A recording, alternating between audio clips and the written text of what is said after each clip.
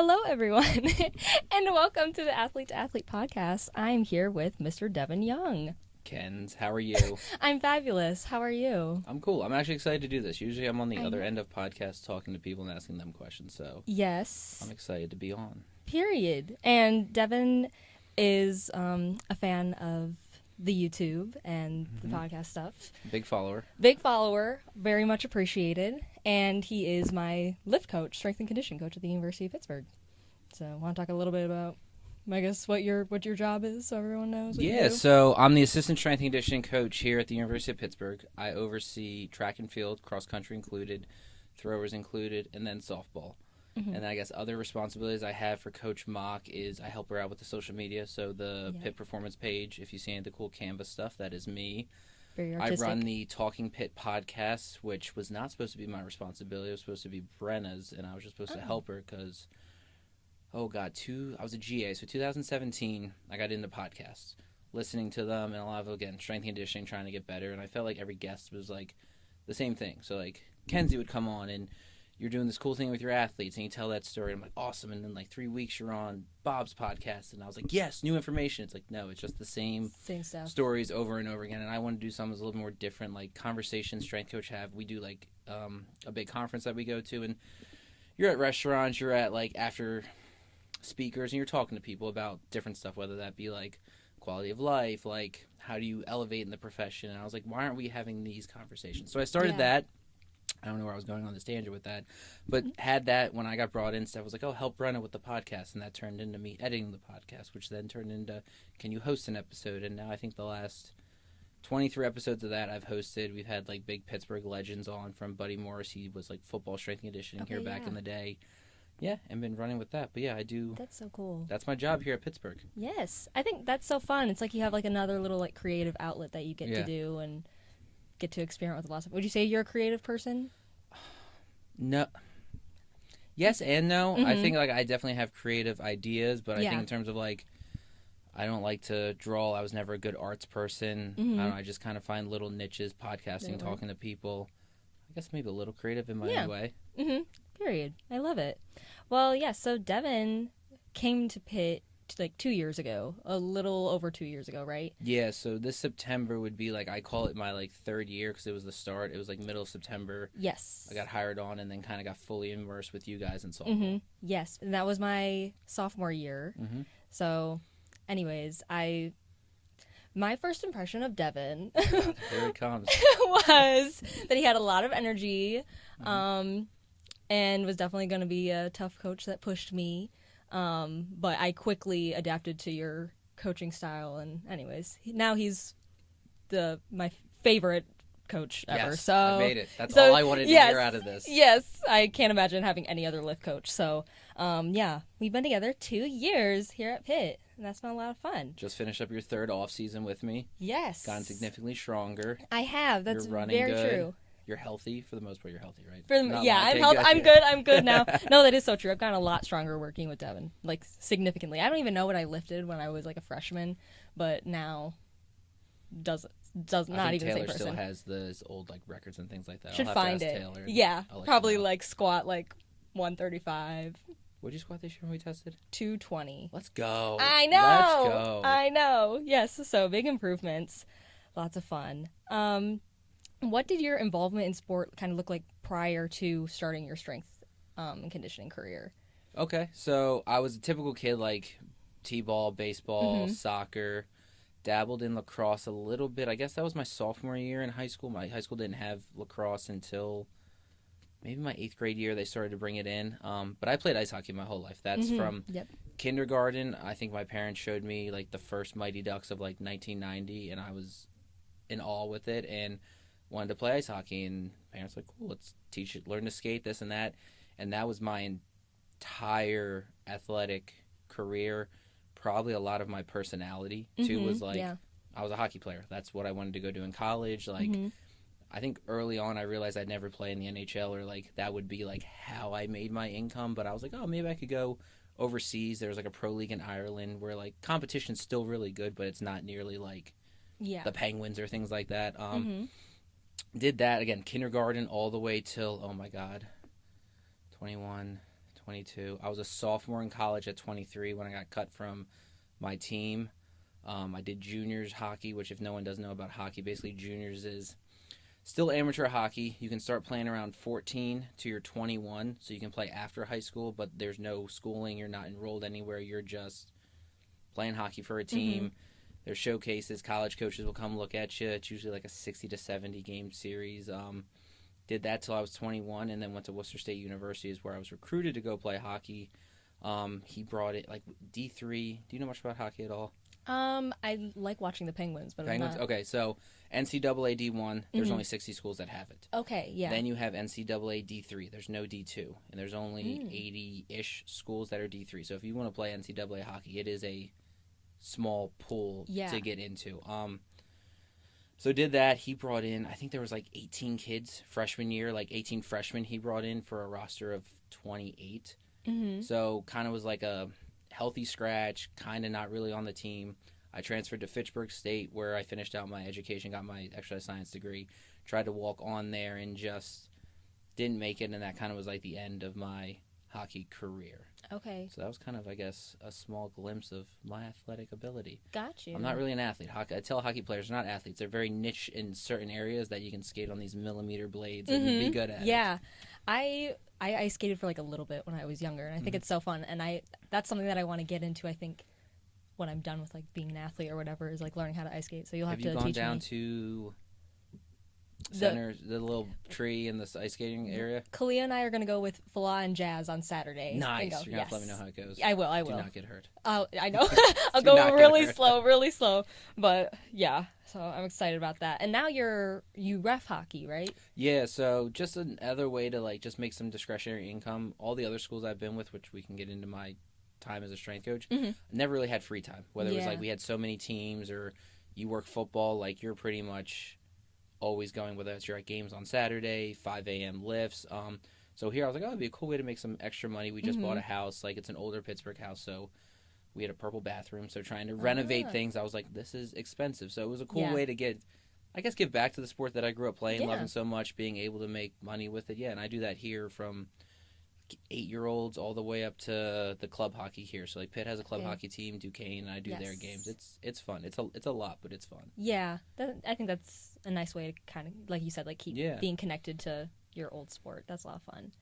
So what did you study in college, and kind of what was your path leading up to this point here at Pitt, like where you were coaching first and everything? So when I first got into college, I didn't really have a major. I was undecided what I really wanted to do. Worcester State, where I first went, didn't have exercise science, kinesiology, the different names for this profession. And then when I went to Fitchburg, they had it. So I enrolled in that. I did exercise and sports science is technically my my undergrad. I have a minor in business, and I have a minor in something else because I spent way too long in college. I was on the 5-year plan because if it's 12 credits you needed to be minimum to be a full-time athlete, I was like, I'm taking only 12. Like, I'm not going to go anymore. So did that.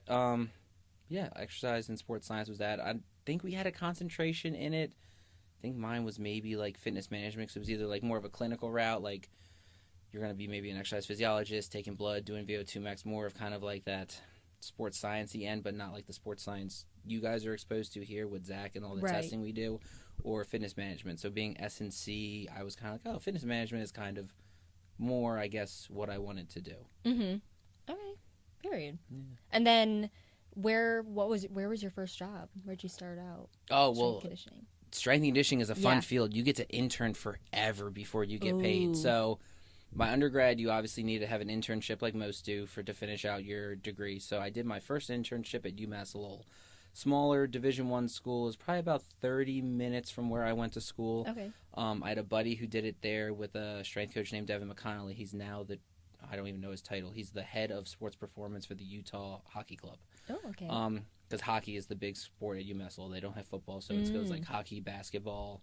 It's kind of like their two big revenue sports. Okay. So went there for my first internship. Actually didn't work with Devin or ice hockey. I got introduced to my mentor, Keith Vincent, who recently passed 2 years ago, but he was a big influence in my life. Took me under his wing, and I ended up doing my undergrad internship, which was a semester long. They're like, hey, is this what you want to do? I was like, 100%. So they took me under their wing, and I did a whole year internship with them after, similar to kind of you see our interns that work with us here. They helped me like grow as a coach. Like, all right, these are the 3 certifications you need to get. If you get these, pretty much like you're set for jobs of like no one will question whether or not you're qualified or like meet the minimum requirements. So I was at Lowell for a year and a half. Then I went to this summer internship at Eastern Michigan University. That was my first exposure to football. Okay. I was under Fred Hale and Brian Fink there. They've now gone on to different jobs. From there, I went to Princeton University for about 2 months, and then Keith Vincey called me. He's like, hey, St. Francis, which is out here in Pennsylvania, probably about an hour and 20 east of where we are now, is looking for a graduate assistant. So that's 1 stop, 2 stop. On my 4th stop, I finally landed a graduate assistantship where I got paid a whopping $2,000 a month, and Uncle Sam took his piece off of that too. So I guess if you want to talk about being paid, that was the first time I was paid in a job. Okay. And I did that GA for a year. After that GA, St. Francis is a super small school. I think it's like 1,200, 1,500 kids go there. Most of the population is athletics, but no one stays over the summer. At the time, this whole time going on, my undergrad, traveling, I was dating my now wife, Alyssa. She got a full-time job at James Madison University. So I was like, I have the whole summers off. Let me go live with her. Interned at JMU for that whole summer, and that landed me my first full-time job. So now that's 5 stops in. I finally got my first full-time job at North Carolina A&T. Yes. I ran there a lot when I was in high school. It's very nice. The track is very nice, especially when they redid it. I guess that was my 2nd year there. They redid it, but it was always a fast track. Yeah. Always a fast track. And what sport were you there? So everyone helped with football. There was 5 of us on staff. Everyone helped with football, so I was one of the assistants for football. My main priorities was track and field there, baseball, and bowling. Bowling. And out of my 3 sports, track and bowling were both nationally ranked teams. When I was period. At A&T. Yeah, bowling was at the time at least a top 5 team every year we were there. Again, bowling like hockey. That's like so not cool. many schools have it, but like A&T for whatever reason has built a powerhouse for bowling. It was fun. It was cool. That's so cool. You get to go to practices, hang out, throw a couple balls, Yeah. hang out. It was actually fun to go to practices and hang out with the girls. Oh, nice. So did you have any stops after that before Pitt? So was at A&T for 2017, I think I got the job, till 21. So I was the assistant there for, say, 2.5 years. The summer of COVID, so call it May of 2020, I guess. My director left. He took a new job, and it was me and one other assistant at the time. So we went from 5 to 2. We all started coming back to school. I'm sure like you guys did here in July, and training in pods, different stuff. I took over as the interim director down there. So from fall semester till about February of that spring semester, it was me, one other person. I was the interim director down there. Missed my wife because we got married over COVID. She was still at James Madison. COVID wedding. So at A&T, I was a salaried employee, but I didn't have health benefits. Okay. So we were just kind of talking one day. She's like, what happens if you get sick? It was back when Yeah. COVID was new. You didn't know what was going to happen. So we ended up getting married in like 4 days. Okay. Yep. Me, her, the person, justice of the court, someone married us, and then she found some woman to do photography from a distance. So we do have some photos from that. So we got married during that, went there. I left A&T for a spot called Future Fit. They're in an online company that basically provides, they try to like poach strength and conditioning coaches, like high quality coaches, and then they do everything remotely. So it was a private business. You would sign up. You could look through coaches, be like, oh, Devin has these requirements. He's worked with these athletes. He specializes in whatever, fitness, fat loss, aerobic capacity, whatever, however they classified as our skills. I did that for, probably 6 months. And also during that time when I moved back to Virginia, D3 job, Bridgewater College opened up. And then it only took me like a month of not working with athletes where I was like, I need to be back in the weight room, like hands-on working with athletes. Yeah. The online thing was cool, but all of a sudden you'd text your client like, hey, weight session today, make sure you have A, B, and C ready. Oh, I'm going out of town. Can I switch this? Or a lot of change, a lot of getting clients and like, oh, I only have my living room floor in a New York apartment and a 5-pound dumbbell. And you're like, okay, like we can train still. There's a lot we can do, but you're also limiting yourself a little bit. So did both for a little bit. Was at Bridgewater for the spring semester. My boss who hired me told me she was leaving for Virginia Tech. And then the following year, so this would probably be the year before I got to Pitt, I was the director down there. Hired my first assistant, Michael Tucker, who's now at Liberty. Did that for a whole year, and then Pitt opened up. And I put my application in. I knew Coach Mock from the podcast I ran originally. She was a guest of mine, and always just loved, like, Coach Mock does an amazing job of, like, a social media presence, showing, like, what's the staff doing for continuing ed or clinics they're putting on. She really does a great job of, like, really growing the profession. I think she's a great coach in terms of, you want to learn under her, you want to be somewhere where you're going to come in here and you're going to end up here. Yeah. Great person to work under. Honestly, didn't think I'd get a call. I was like, Really? I'm going to apply. I'll put my hat in the ring, but, like, figured, like, all right, hit submit. All right, let's go back to work, and got the call, interviewed here, and that's how I ended up at Pitt. Oh, okay. So I've been, what's that, like, maybe like 7-8 stops before I got to Pitt. Then you So got here. it's the joys of strength and conditioning. You got to be willing to move and Yeah. pack up and go That's where the right. best opportunity is. Okay. What like drew you to strength and conditioning, like wanting to pursue that? So through hockey in my later years, say like senior of high school, throughout my junior career, was always like a third, fourth, sometimes a second liner. What you'd call in hockey is like a grinder. Go out, hit someone, chip the puck in, get off the ice. Like, you're always working on effort, not so much the fancy skill person setting up the power play, scoring goals. So, like, I always relied more on being stronger, being faster. Worked at a private place back home, and I was like, wait, this is a job? You can do this? And it just always was in the back of my head. And I loved athletics. Like, I love sports. Like, I never wanted to wear a suit and tie. I never wanted to not love what I did. My grandfather always like, if you love what you do, you never work a day in your life. And again, strength and conditioning, early mornings, late nights at the D3 school. I think my day started, probably got in around 5, first team at like 6, and track got done around like 7. Oh, wow. And there was maybe a hour that I wasn't like team. But again, never felt like I worked a day in my life. So that kind of what drew me to it was like, I want to do something I love.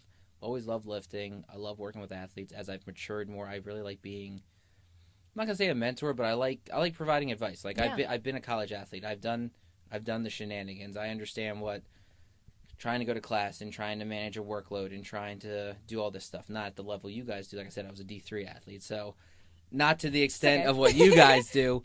But again, just trying to be there for someone and just trying to help you along the way as much as I can. Yeah, for sure. And you do that, so I I'll appreciate get that. into it. But what are some of your favorite parts of your job and getting to work with athletes, and also what are the hardest parts? Oh God, I mean, easiest parts. I mean, you probably know I'm never not in sweatpants and a sweatshirt. So like, Right.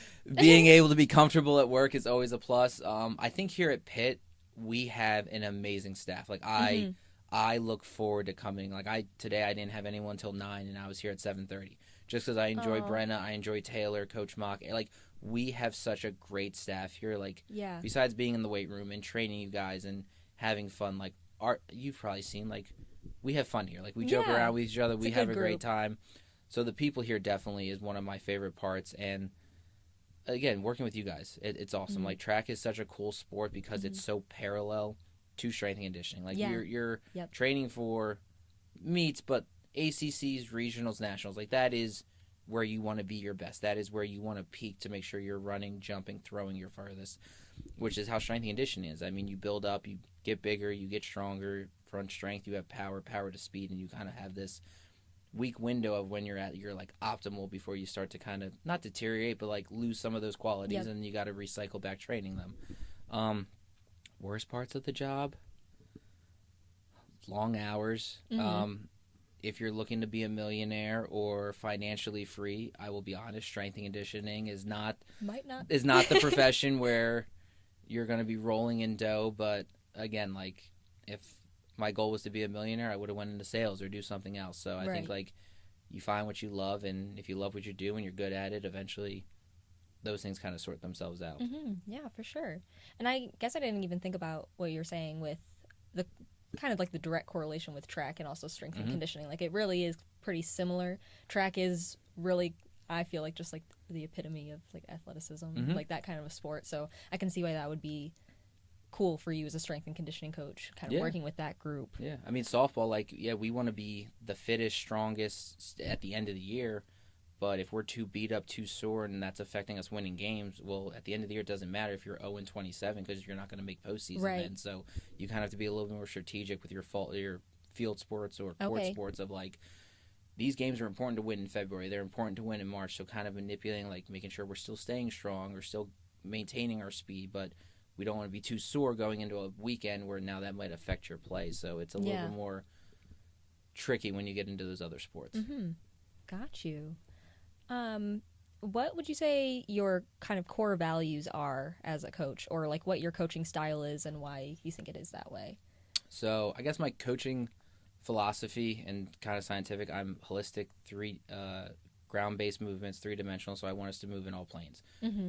Frontal, sagittal, transverse, like I want us to be more ground-based. We do a lot more machine work here than I've ever done out of school.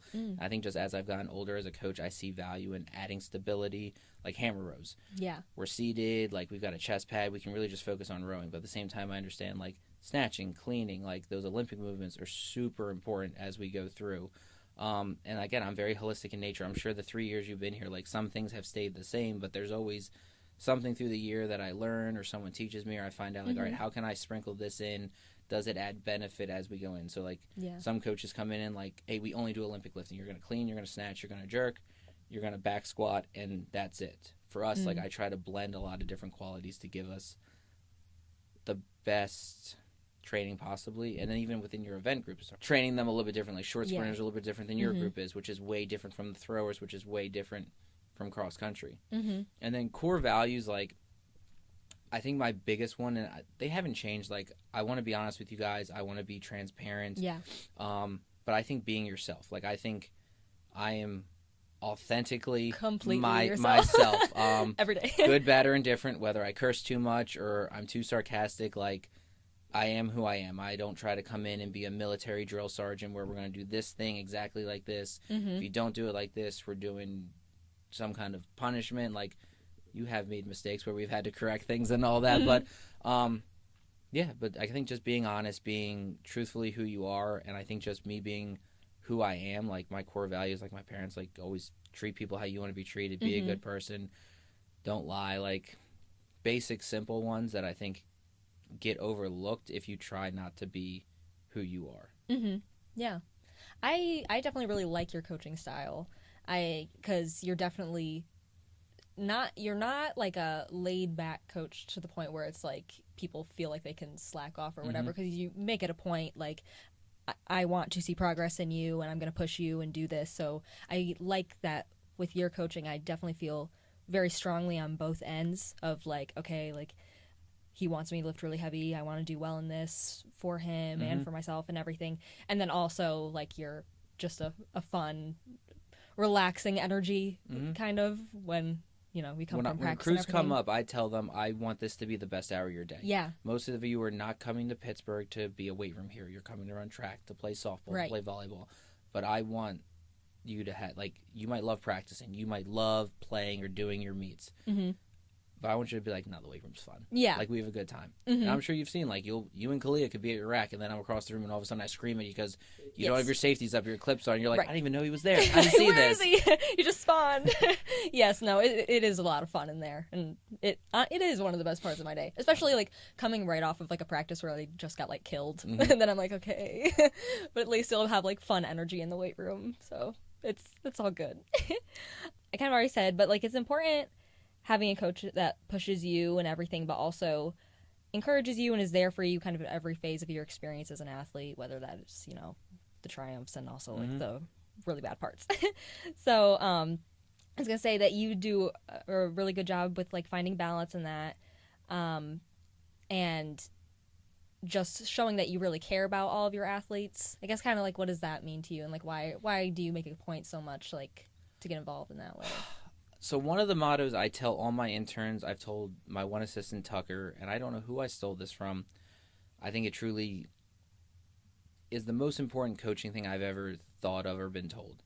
You guys don't care what I know. I can have the best training program ever. I can know how to manipulate intensities, change exercises, all that. I can be a genius. If you don't know I care about you, you don't care what I know. And I think that goes a long way of, I know some great coaches that can't have a hard time getting to their athletes. I also know other coaches who I'm like, God, well, why are you doing that? But like their athletes believe in them wholeheartedly, and they'll run through a wall for them, and they get great results. Yeah. Yeah, I think I truly care about you guys as people. Like, I understand, like, track is a part of your life. It's not your life. Some of you, hopefully, it is your life, and you go on and go to the Olympics or get signed to a pro contract. You start running some diamond meets, and you're making money. That is awesome. But there's a saying in hockey: all roads lead to men's league. And I reffed a game Monday night. There was 7 ex-NHLers and AHLs in there. So these are guys who they played pro. They had $1 million contracts. Guess what?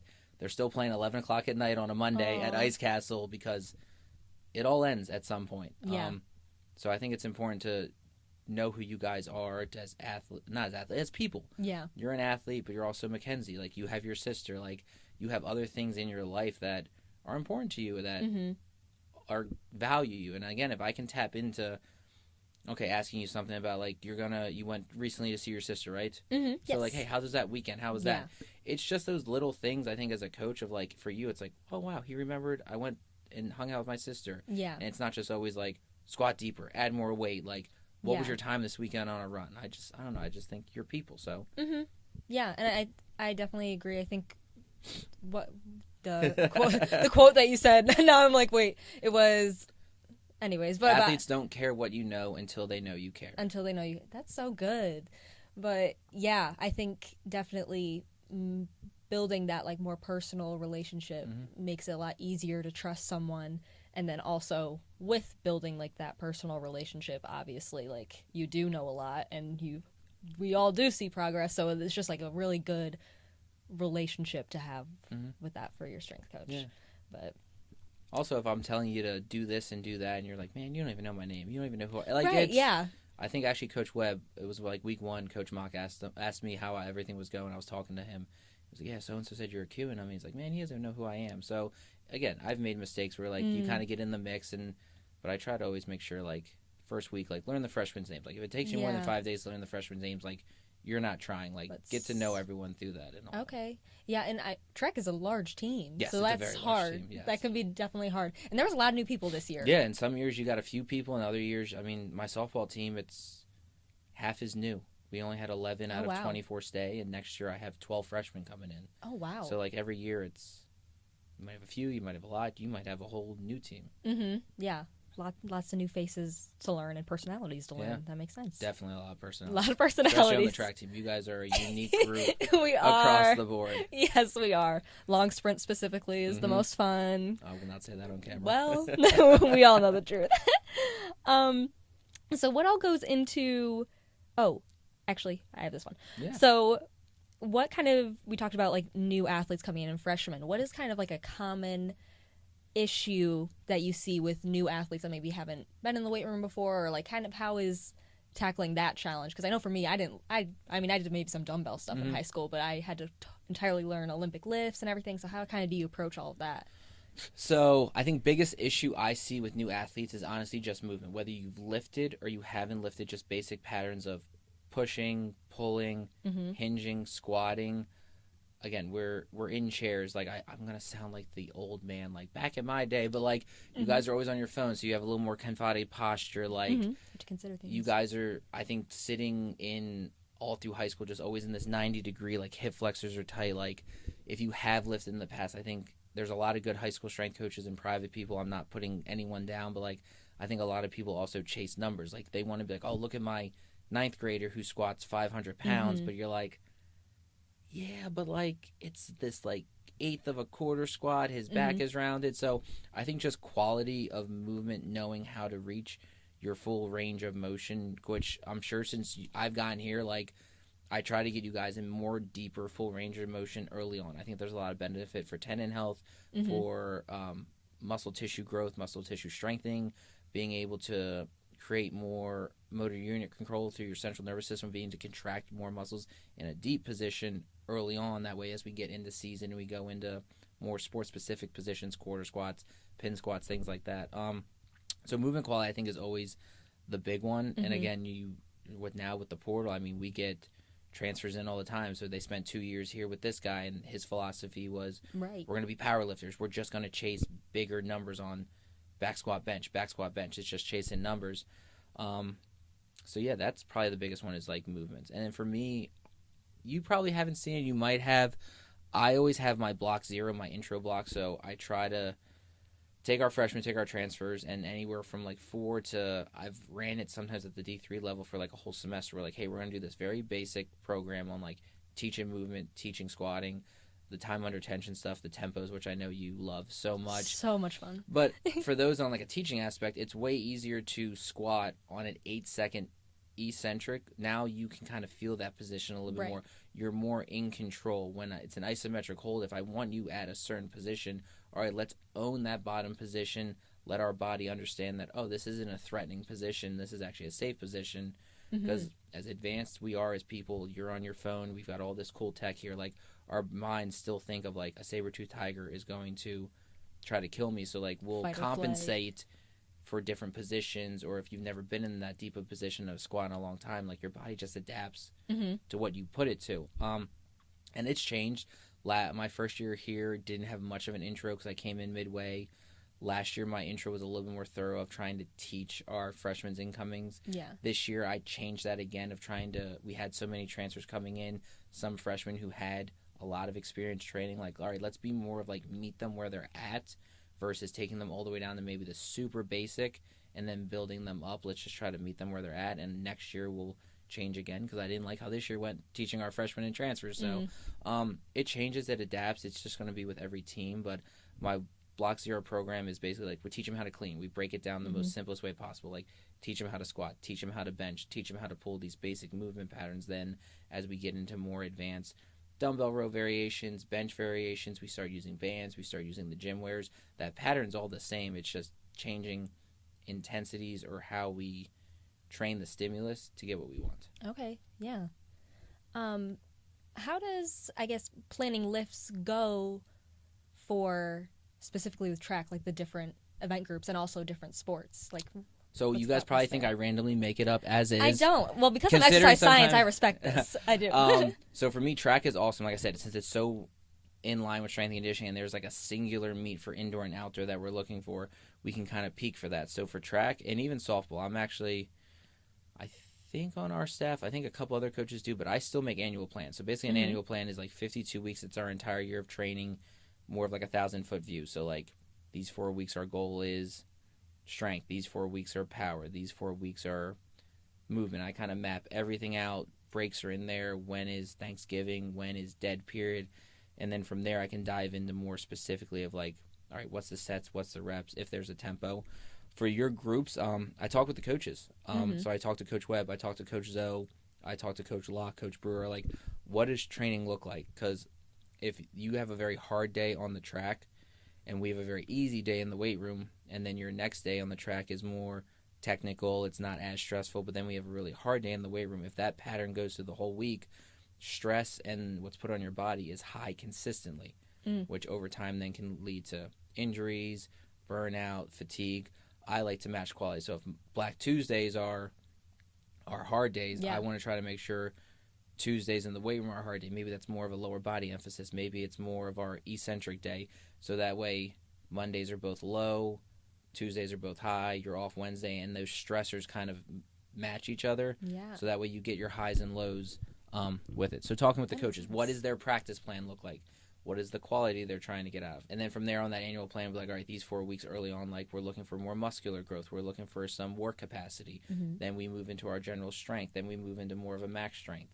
We'll touch speed and power more towards as we get into season. And really, I'm trying to do a better job of individualizing training, which hopefully you'll see this year for our different events. So like Kalia is going to be slightly different than Faith. You're going to be slightly different than Shy. And like, what do you guys need? Which is, again, why we jump on the force plate every week. Besides seeing if your jump height goes up, and then I go crazy because that's a huge indicator of like, if your jump height goes up, you're getting stronger, you're getting more powerful. But there's, I think, 86 different metrics we get off the force plate, whether that's eccentric braking. So is your eccentric braking improving? All right, no, maybe you need more eccentric work because you need to be able to handle loads braking because, as you know, running, ground reaction forces can be up to 3-5 times body weight. Yep. So there's no one on our team, say a guy, let's just say Devin. I'll throw Devin out. If Devin weighs 200 pounds, if that's 4 times ground reaction, I love Dev. Dev does not put 800 pounds on his back. So, like, we can't match those same qualities. But how do we train that to try to give him the best advantage to stay safe and strong through his event? Yeah. So you're going to see a lot more individualization this year as we get into season. Obviously, it's tough. There's 50-ish people on the track team, give or take. So we won't have 50 programs. But I am trying to use that jump data, some other metrics we're getting, the 1080 sprint that you guys use. Yep. All right, what is this telling us? What are we missing, and how can I then maybe make changes in the weight room that are going to help benefit you on the track? Yeah. Softball's the same way. I make an annual plan for softball. We have like our general training and then kind of build out. Softball this year was like long-term ISOs, which you guys did too, was their first 2 weeks. They moved into then a work capacity phase, higher volume, really working on strengthening the muscles and tissues to handle then as we got into real heavier loads as we go through. So think of like building a house. Like you want a strong foundation, solid concrete to build this house or structure on. Yeah. If that foundation's really weak, it could crumble everything down on it. Got you. Wow. I think that's all so fascinating because sometimes we do look at our lift sheets and we're like, I don't know what he's thinking, but I'm just going to go with it. This makes sense. So it's good hearing kind of like your breakdown, like your thought process with everything. And I'm excited for the individual piece. I think that's going to be cool. Yeah. Have you, because I feel like we've gotten a lot of new tech introduced into the weight room. Have you been like working, or I guess how has working with all of that been? So for me, at all the schools I've ever been to, we had like just the jump mats, so the black ones that just give you the number. So when I got to Pitt, I was honestly a little overwhelmed by all the sports science. At the D3 school I was at, I think we had 3 velocity-based training devices, not the same ones we have here. We had 3 of them. I mean, my football team was, I think when they came back for spring training, there was like close to 90 of them. We only had 10 racks, about half the space we do here at Pitt. There's no way I was going to use 3 gym wares with all of them. Yeah. My assistant, on the other hand, he would throw it on the ground, they'd squat, then he would take it off the bar, run to the next rack, and he would like run around with it to use it. Oh, wow. So it was a little overwhelming, but I think one thing Coach Mock has always praised me about is like not being afraid of it, but versus like, all right, I'm going to use it. I'm going to use it on myself. I'm going to play around with it. I'm going to read about it, buy courses on it. Felix, our old director of sports science, and now Zach Witherspoon has been awesome of like, hey, I'm looking at doing this, or like, hey, what is this metric? Am I thinking the right thing where, all right, if propulsive force is going up, is that a good indication that we are getting stronger, whatever the metric is? Yeah. When we got our first 1080, I think I used it every day in the summertime. When you guys got your 1082s, Zoe actually let me borrow it, and it lived in my garage gym for most of the summer, and I just played with it. How does this work? How does that work? Like, if we're doing sprint resisting, how much? Like, if I go all the way to 20 kilos, what does that look like? If I go down to 8 kilos, what's that look like? And really just immersing myself in it, because the tech is super cool and it's super useful. But I think it's really awesome to like ask better questions. So like the force plate jumps, like some of our best jumps this year were during conditioning, which honestly is it's our highest volume on the track. It's our highest volume on the in the weight room. As we got into our strength practices, jump heights kind of trickled down a little bit, which I expect. You're beat up, you're fatigued. It's not going to be a straight correlation of like, all right, track practice got easier, I should be fresher. It might take some time for us to super compensate and come up to a new level. But all right, maybe our team handles volume better. What does it look like between guys and girls? Did the guys handle volume better than the girls? Usually women handle volume better than guys just genetically. So it allows me now, like at the end of the year, of like, all right, let's look at all our jump data. Where were our jumps the highest? All right, what were we doing in the weight room? What did track look like? Did the trend lines to go up as we started got fresher? Practices got, I'm not going to say easier because your practices are never easier, but it's just not always that constant of just like, you guys were running the trails this year and just doing all that volume. More specialized stuff. Yeah, and just lets me look and be like, all right, how are we compared to last year? Where are we this year? This portion of time, jump heights were the best. Is there something in the weight room on the track that we were doing that maybe we could sprinkle in throughout the season to keep those coming up? Yeah. So it really just allows me to ask better questions. Cool. Like when we're at practice and we're doing the 1080 and also doing like speed trap stuff, do you get sent like all that information? So the 1080 I can look at online through the dashboard, because I think Pitt has, I think we just use the same account, so I can look at it. The speed trap times I don't get, but I usually will talk to Coach Webb. We also meet bi-weekly as a performance team, so S&C, athletic training, nutrition, academics, everyone who basically has a stakehold in your guys' time here at Pitt, we all Yeah. meet. So those are other times where I can ask like how practice is going, That's how times cool. are going. But the track coaches here are awesome. And again, I think just my personality, how much I've dove into track. Because when I got to A&T, like I never ran track. I didn't throw. Like it was not a sport I did. So usually most strength coaches as a GA or a first year, they're given the track team. Okay. Not going to say it's a throwaway team, but like you kind of GAs get track teams. It's just kind of It's kind of a lot. how it is. But I think when I was at A&T, like I was like, all right, I'm gonna take the track team. Like I'm gonna learn track. Like how do I get better at track? How do I train them? And I think having not done it, I had an outside perspective of like, well, you've always done it like this. What if we did it like this? And how can it improve? So I think I have a great relationship with our track team because like I ask questions like, how was practice? How have you thought of this? Yeah. Like diving into the 1080. Then when Zoe started using it, I was like, hey, like make sure you're doing A, B, and C, or like, hey, don't go over this many kilos because it really affects running posture and things like that. So just being able to help them, not so much in track practice, but using some of this tech that they can then go into practice with. Yeah. That's so cool. Do you have a favorite sport to train? Favorite? We don't have to talk about right now, but like in just looking at in past. Again, I've worked so many weird sports. Like I worked bowling. Bowling, yes. I worked equestrian at the D3 school, which to me, like, again, I'll say it on record, is the most athletic sport. Really? You ride a living animal. Well, oh, yes, we did talk You about ride a horse you gotta control the that horse. you can't speak to. You just have to know it. And then when they traveled to away meets, they rode someone else's horse. So it'd be like you going to a meet and be like, all right, here's someone else's shoes, here's someone else's uniform. It's a little baggy, like just figure it out. Or like you wear a size 7, I just got a size 10. Like make it work. I didn't even think about that. I guess why would they can't just put the horses like in a I thought they put them on a plane. I thought they put them on a plane. Whoa, yeah. Wow, that's interesting. I'd be like, what if my horse is like, I don't know, shorter than all the other horses? I'd be like, I'm at a disadvantage. Yeah, or just like dogs. You meet some dogs and they're super friendly, and you meet other dogs and they're like, I don't like you for whatever reason. I'm the nicest dog ever, but you I don't like. Like I don't know if horses are the same way or not. They might be. But yeah, I think a question was, again, just the concept of like asking them questions and like how they trained, and the horse thing to me is just, again, like it's wild to me. Like you jump hurdles. The hurdles are set at the same point every time. They don't move unless you knock them over. Like what if the horse gets stung by a bee? And then it freaks out in the middle of your race. Like, I just think there's so many things you can't control. I think track is fun. Football is fun, too, because, like, it's the one sport you can't play in your off-season, your non-traditional hours. Like, basketball, you train them, and then they go play pickup for 2 hours. Like, hockey, they can go play for a little bit. You guys, like, you still have practices year-round. Soccer has... or baseball, softball can still like hit and do like seven. Like no one's putting on helmets and pads and playing full football in the off season. So it's like one of the only times where like you don't have to worry about them like the stressors of getting hit or contact. Like it kind of dives down, and like the weight room is like the singular focus for like 8 months from like January, February, and then March usually is like that spring ball time. So like it's the most you just have. You're just running, you're just lifting. Gotcha. But everyone has their own fun advantages to train. Yeah. That's cool. I know, so I sometimes forget that, you know, it's strength and conditioning, because obviously for track, all we do is condition. Yes. So then we come and we do strength stuff. And then I'll see you working with softball, and they're like running speed trap and stuff. I'm like, oh my gosh, right, that's like Devin's job. Yeah. Because we don't really do that part with you. So I don't even know, how is that? How is running like conditioning sessions? And how does that work like in like time-wise, I guess? So...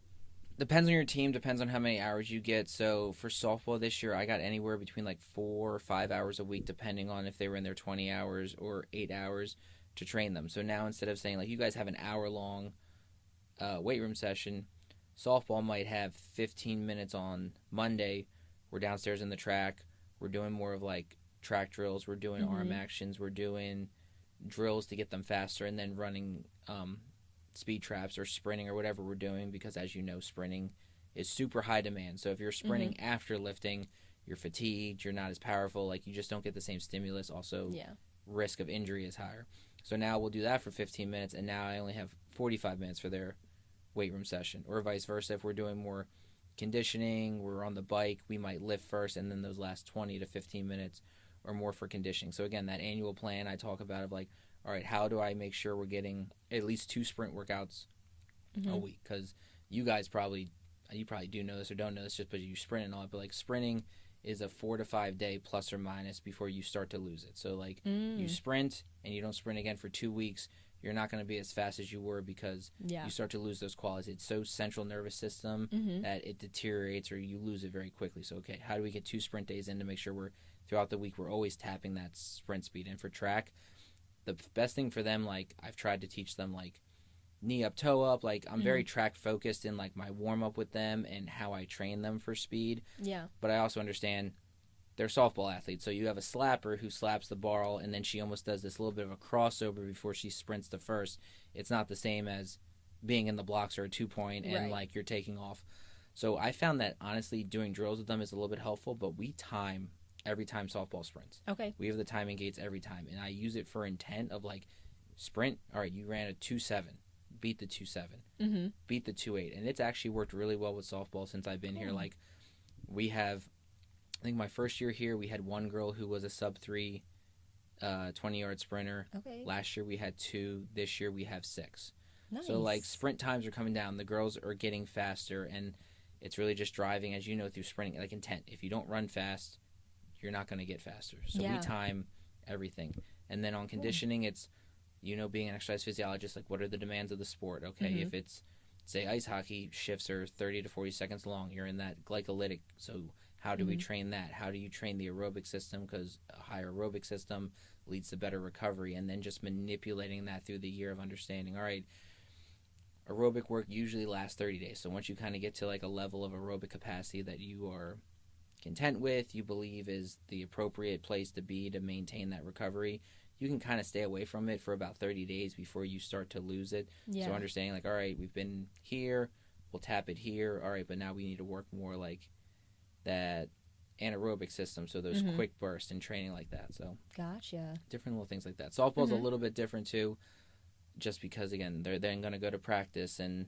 all right, if we kill them in the weight room, but then they got to go to practice because they practice after lift. So it's also then trying to understand of like, how do we get them to where they need to be? Also in a sport where like hockey, for one is an example, I keep bringing up hockey, but like some of the best hockey players I know are the worst, weakest people in the world, but they are just so skilled at that sport that they're the 1% just off of God-given talent, not because they're strong or they work hard in the weight room. Yeah. Cool. I'm glad also that you brought up kind of how quickly speed can go away depending on how much time you take off. I think for me, getting back into training after having to take some time off, that's been like an adjustment for me. I've seen my like aerobic capacity come back a lot faster, and I'm like, okay, I've got my endurance, and speed is like, I mean, that takes a minute to build up. Especially for you guys, you're so technical, right? Like watching you guys run or do bounds, like it's pretty. Watching you guys sprint, like that's how it beautiful. That's how it should look. So not only like trying to get that speed back, but now taking a little bit of time off. Like, have you noticed like any of your technique change a little bit, taking some time off, or is that kind of so well ingrained into you that? See, I wish it was more well ingrained in me, but I think definitely taking some time off, the muscle memory is gone a little bit, and then it's things I have to relearn, and especially my coach, like back at home, he's amazing and so smart, and he knows like my running mechanics and like how it's exactly supposed to be. So I went home to train with him over Thanksgiving break, and he was able to just see like a couple things that are really minor that already like are helping a little bit. So that's helpful, having people that are able to recognize those things. But yeah, sometimes I don't even know. I don't even recognize that my form and everything has changed a little bit. It's wild. Just the smallest little change can make the biggest thing on then like how your foot lands, which is either too far behind or too far in front versus that right spot that just allows you to have the most power. Yep. That's crazy. All comes together. Wow. Okay. The last thing that I have here is if you have any advice that you would give to someone looking to get into the like career that you're in, and also advice that you would give to people that are new to strength and conditioning and like want to get into it. As a profession or just as like just like an athlete or just anyone that's like, I want to try and lift. Oh God.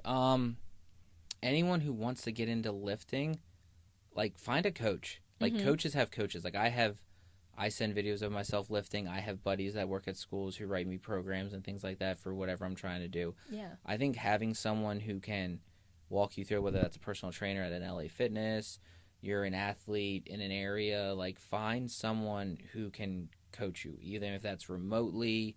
In person's always better than remotely because they're physically there. But find someone who can like coach you, can write you good programs, but also then like if it's remotely, like, all right, you're filming your lifts and you're sending them, and then they can critique them to help you with that. Yeah.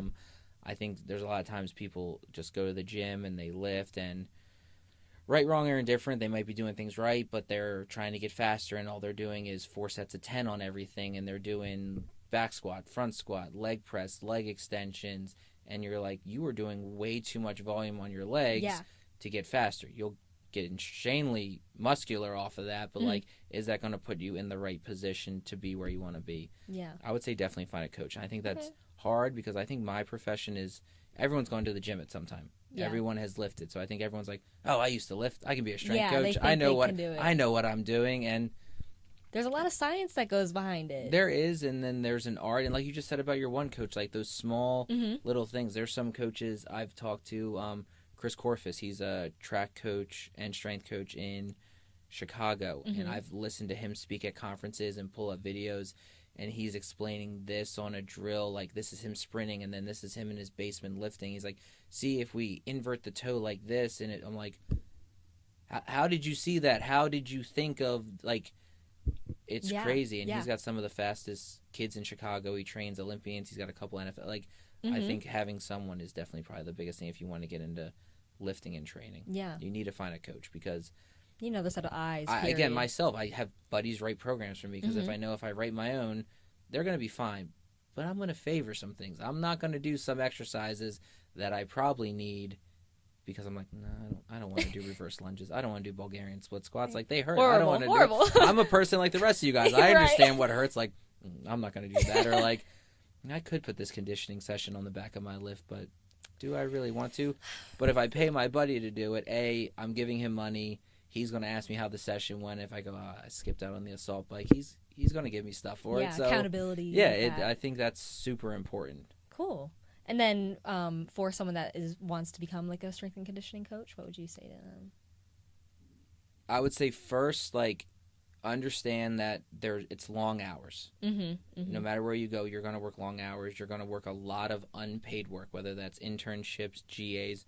It's a very much pay your dues field. Yeah. But at the same time, I think one of the biggest lessons that's helped me along my path is don't chase logos. So I knew a lot of kids coming up. We did our first internship together, and then they went to Penn State, they went to Wisconsin, they went to all these big time schools. They had tech, like they maybe only assisted with 1 or 2 teams, or they did a GA at a big school and they were in charge of 1 team. When I was a GA at St. Francis, I was in charge of 8 teams. Like, that's a lot of teams of then just writing programs or spending time on the floor. But if you think about it, just like practice, like, that's reps. That's 8 teams of teaching someone how to squat, or watching someone go through a warm-up, or explaining or not how not to explain the workout, or like, hey, I wrote, like, for you guys, I don't know what I need to do to understand, like, the first number is eccentric, the second number is isometric. Like, you guys just it's really hard. You don't understand it, and I'm trying to figure out a way. I need colors. I need to find a way to make it better. But I think the fact that I was at NCAT and we were, again, small weight room, not a great funded system, and then I went to a D3, which a ton of kids. We had 24 teams, 2 strength coaches. Like, you were working 12-hour days every day. Like, football was 150 kids when they came in first day at camp, and then they dwindled down. But, like, we had large numbers. But all those reps of coaching, like, you learn how to, all right, we have 1 just jump mat. How are we going to get 80 football players on this just jump mat before lift and still have time to lift? Like, how do we individualize programming but understand I don't have time to these many programs? So I think that all that coaching, all the reps, not having all the fancy gizmos and all that helped me become a better coach to now being at Pitt, where I only train 2 teams. Like, we have 16 racks in our weight room. Like, I have a good budget for continuing ed where I can buy courses. We have more tech than I probably know what to do with. I can utilize it because I know how to do similar things with nothing. Yeah. That's cool. Yeah, you learn how to kind of adapt with all of that experience, and then now you get to kind of specialize and zone in on 2 sports. And find people. I think find good mentors. I got lucky with having really good mentors who believed in me. They taught me. They took me under their wing versus you go somewhere, you intern, they say thank you at the end, and they never, like I said, Keith helped me get my first GA. Keith worked at Pitt back in the day, so when I called him, he's like, you're calling me about the Pitt job, aren't you? He's like, I haven't talked to him in maybe a year. I was like, how'd you know? He's like, I know everything that you're doing right now. He's like, you need to do A, B, and C. Like, this is going to be a good fit for you. Like, kind of walked me through everything. So, yeah, I think finding good people is definitely the most important because you're one person away from your GA. Mackenzie, you're GAing for me. Then you go off to your first full-time job. Someone calls me, hey, I'm looking for a track coach. I need a track strength and conditioning coach. Ken's, what are you doing? Nebraska needs you. And then all of a sudden you're in a job because someone called looking for someone. The job is also very who you know, not what you know. Yeah. Yeah. Wow. That's awesome. Well, thank you, Devin. Thank you. Thank you for having me on. This has been awesome. Do you want to plug your podcast for people to listen to? Yeah, if you guys want Talking Pit podcast, it's everything. It's sports science. We've had ADs on. Coach Mock did a couple of the episodes. I've done the last one. So, yeah, Talking Pit podcast awesome. is the podcast if you want to listen to it. Period. Do you want you do like strength training like on the side? Yeah, I do. I have my own business, Versatile Training Academy. We're on Instagram, obviously. Oh, I didn't know you. They'd go follow. We got a website. I do remote coaching. I do remote training. I do consulting for coaches and all that. I do a little bit of in-person training if you're in the Pittsburgh area, but all my contact information is on there. Yeah, versatiletrainingacademy.com. I'll link that in here. Devin's a great coach, so appreciate it, you'd be lucky to get to work with him. Shameless plug. I appreciate it. Yes. Make sure to subscribe to YouTube. See the next episode that goes up. I try to upload it every 2 weeks, but that doesn't end up happening. I know. It's a little off. Anyways, follow at Athlete to Athlete Podcast on Instagram and at Mackenzie Sullivan on Instagram. And I'll talk to you guys in the next episode. Bye!